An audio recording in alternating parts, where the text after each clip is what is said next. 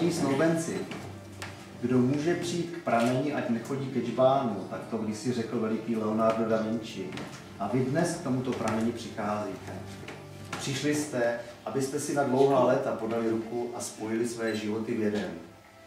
Neboť právě toto spojení, ona důvěra jednoho ke druhému, opřená o lásku a něžnost, vytvářejí z manželství přístav, do něhož se všichni rádi vracíme. Táží se vás, pane Klecknere, zda dobrovolně vstupujete do manželství se slečnou Pavlínou Jakubcovou. Ano. Děkuji. Táží se vás, slečno Jakubcová, zda dobrovolně vstupujete do manželství s panem Miroslavem Klecknerem. Ano. Děkuji.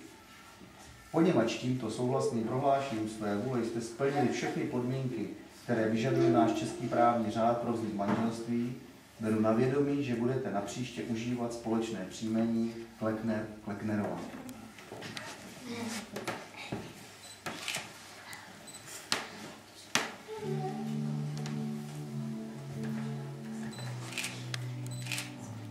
A nyní nadešel okamžik prvního manželského políbení.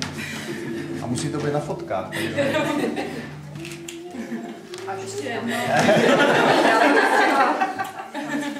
Ale ne do očí.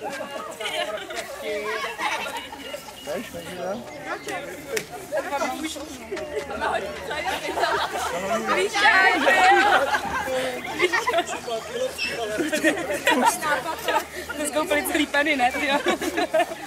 Ale fakt se ti to vyfotilo.